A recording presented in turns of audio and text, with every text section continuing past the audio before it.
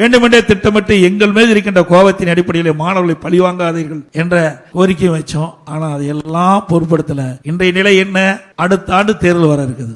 ஆக மாணவர்கள் இளைஞர்களுடைய கோபத்துக்கு ஆளாகிவிட்டது இந்த அரசாங்கம். இந்த மாணவர்கள் இளைஞர்களுடைய வாக்குகள் அவருக்கு தேவை. இன்னைக்கு மாணவர்கள் இளைஞருடைய செல்வாக்கை இந்த அரசு இழந்து விட்டது. மாணவர்களுக்கு கிடைக்க வேண்டிய நல்ல பலன்கள் எல்லாம் இந்த அரசாங்கம் முடக்கிவிட்டது.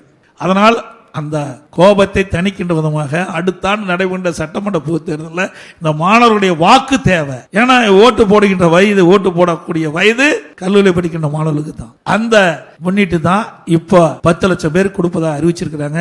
சரி, அது கொடுப்பது வரவேற்கத்தக்கதான். ஆனா எப்ப கொடுத்திருக்கணும்? இந்த கல்லூரி திறப்பதற்கு முன்பு கொடுத்திருந்தாலோ, இந்த கல்லூரி திறக்கின்ற பொழுது இந்த அறிவிப்பை கொடுத்திருந்தாலோ, இந்த மாணவ செல்வங்கள் கடனுடனே வாங்கி இந்த ஏழை குடும்பத்தில் பிறந்த மாணவர்கள், நடுத்தர குடும்பத்தில் பிறந்த மாணவர்கள் எல்லாம் இந்த மடிக்கணினி தவிர்த்திருக்கலாம். ஆனா இன்றைய நிலை என்ன? இடையில ஒரு 5 மாதம் கழிச்சு கல்லூரியிலிருந்து படித்துக் கொண்டிருக்கின்ற இந்த காலகட்டத்தில் ஒரு 5 மாதம் கழித்து இந்த மடிக்கணினி கொண்டிருக்கிற திட்டத்தை கொடுக்கணும்னு அறிவிச்சிருக்காங்க.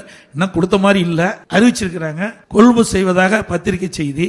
இப்போ கொடுக்கறதுனால எந்த பலனும் ஏற்பட போவதில்லை. ஏன்னா அவர்கள் ஏற்கனவே மடிக்கணினி வாங்கிட்டாங்க. ஏன்னா கல்வி தொடர வேண்டும் அல்லவா? அது இறுதி ஆண்டு படிக்கின்ற மாணவர்கள் 2 மாதத்துல அந்த கல்வி முடிச்சு அதில் வெளியில டிகிரி வாங்கி வெளியில போகணும். பட்டப்படி படிக்கக்கூடிய 3ஆம் ஆண்டு மாணவர்கள் அந்த படிப்பை முடித்து வெளியிலே செல்லக்கூடிய சூழ்நிலை. இப்படி இந்த அரசாங்கம் திட்டமிடாமல் இந்த செயல்பாடினால் மாணவர்களுக்கும் பலன் இல்லை. ஒவ்வொரு திட்டமும் ஒரு அரசாங்கத்தை செலவழித்து தான் திட்டத்தை நிறைவேற்றாங்க. அப்படி அந்த திட்டத்தை நிறைவேற்றுகின்ற பொழுது இந்த திட்டம் சரியான காலகட்டத்திலே, உரிய நேரத்திலே, நீங்களாம் குறிப்பிட்ட உரிய நேரத்தில் அது அந்த மாணவனுக்கு கிடைச்சா தான் அந்த மாணவனுக்கு பலன் கிடைக்கும், நன்மை கிடைக்கும். ஆனா இந்த ஆட்சியில் அப்படி கிடைக்கல.